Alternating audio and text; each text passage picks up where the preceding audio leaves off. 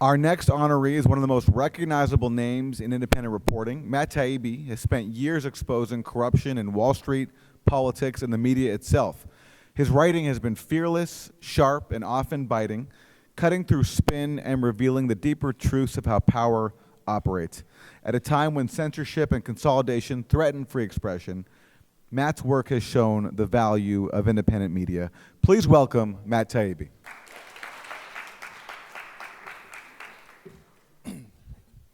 Thank you, Aaron, and thank you to Integrity Media.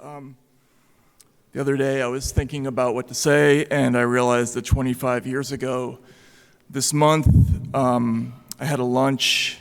I was living in Moscow, and I met with a bunch of Russian journalists. It was in a French restaurant in the basement of a clothing store called Chevignon, and a lot of them were from a paper called Novaya Gazeta, but it was all the leading investigative journalists of the city, and the subject that they were talking about was their concern that Russia's short-lived experiment with at least partial free speech was about to come to an end. Vladimir Putin had been elected in March, a few months before. In July, an editor from a paper from Novaya Gazeta, Igor Domnikov, had been beaten to death by a hammer. A number of journalists have been threatened and beaten in the city. Of the 7 people at that meal that day, 2 of them ended up being killed, including Anna Politkovskaya, a name you might have heard, and another writer named Yuri Shekachikin. There was also another Novaya Gazeta editor named Oleg Luria, who was attacked a few months later and would have died. There were 4 attackers. They locked his wife in a garage and were beating him outside the house, and he only survived because she thought to get into the car and drive through the garage door and run them over. A few months later, in April of 2021, Putin raided the last independent television station in the country, NTV, and that was it. That was effectively the end of the free speech experiment in post-communist Russia, and it can happen that fast. And I think about that moment all the time, what those folks sacrificed and how they did it unthinkingly.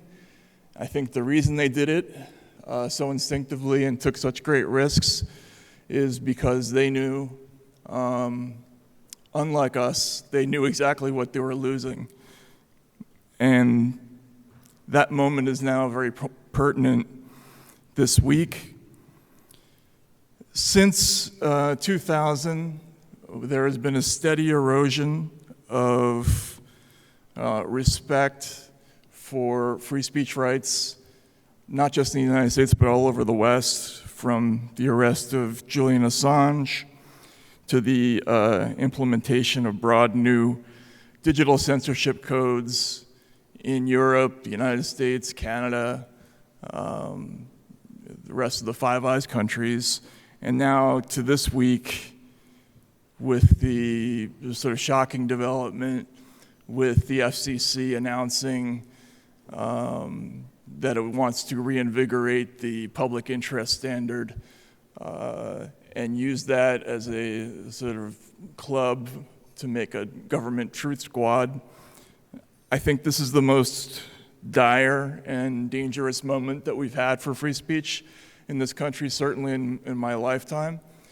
And while I often think that words like bravery don't apply to sort of well-fed Western journalists who don't go through the kinds of things that I saw overseas as a younger reporter. I do feel like the times ahead are going to be challenging, and we're all going to have to go beyond our comfort zone and maybe even be brave for the first time. So in closing, I'd just like to say thank you again for having me here today.